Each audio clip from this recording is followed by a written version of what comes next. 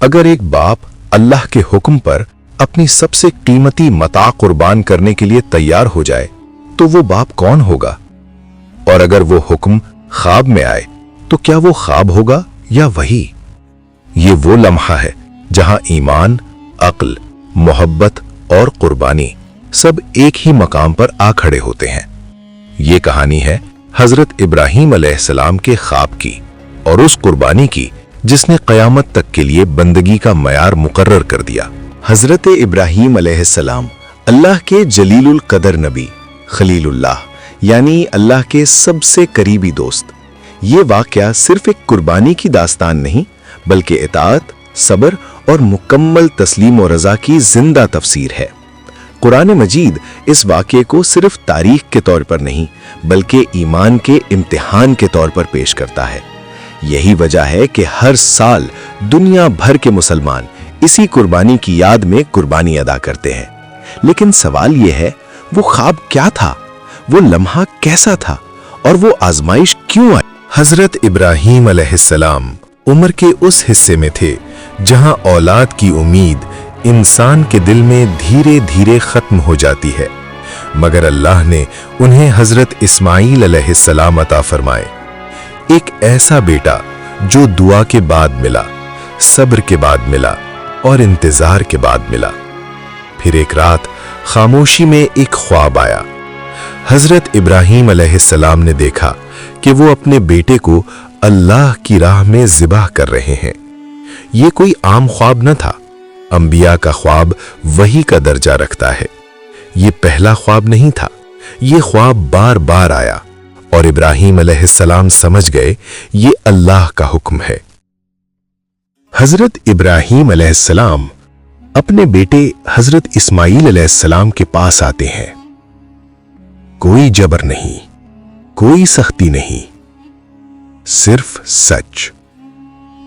कुरान कहता है, ऐ मेरे बेटे, मैं ख्वाब में देखता हूं कि मैं तुम्हें ज़िबाह कर रहा हूं। अब तुम्हारी क्या राय है? यह सवाल एक बाप का इम्तिहान भी था और एक बेटे का भी। हजरत इस्माईल अलैहिस्सलाम का जवाब ईमान की तारीख का सुनहरा बाब है। ऐ मेरे वालिद, जो हुक्म आपको दिया गया है उसे पूरा कीजिए। इंशाअल्लाह आप मुझे सब्र करने वालों में पाएंगे। ये अल्फाज किसी आम बच्चे के नहीं थे, ये अल्फाज रब की तरबियत याफ्ता नबी के थे। बाप और बेटा मिना की तरफ रवाना होते हैं, दिलों में तूफान मगर जुबान पर शिकवा नहीं। रास्ते में शैतान आता है, वसवसा डालता है, ये कैसा हुक्म है, ये कैसी आजमाइश है। मगर इब्राहीम अलैहिस्सलाम कंकरियां उठाते हैं और शैतान को मारते हैं। यही वाकया रमी जमरात की बुनियाद बना। यह सफर सिर्फ मिना तक नहीं था, यह सफर कामिल इताअत तक था। मकाम कुर्बानी पर पहुंचकर हजरत इस्माईल अलैहिस्सलाम कहते हैं, अब्बा जान, मेरे हाथ पांव बांध दीजिए ताकि मैं हरकत न कर सकूं, और छुरी तेज कर लीजिए ताकि तकलीफ कम हो।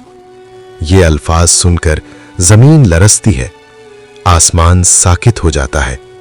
बाप बेटे को चेहरा जमीन की तरफ लिटाता है, आंखों से आंसू बहते हैं मगर हाथ नहीं रुकते। हजरत इब्राहीम अलैहिस्सलाम छुरी चलाते हैं मगर छुरी नहीं चलती। दोबारा, फिर तीसरी बार। अल्लाह ने छुरी को हुक्म दिया था कि वो ना काटे। फिर आसमान से आवाज आती है, ऐ इब्राहीम, तुमने ख्वाब सच कर दिखाया। ये कुर्बानी हो चुकी थी।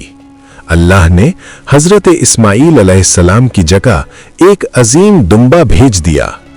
ये लम्हा सिर्फ निजात का नहीं था, ये ऐलान था। अल्लाह को खून नहीं चाहिए, अल्लाह को दिलों की तकवा चाहिए।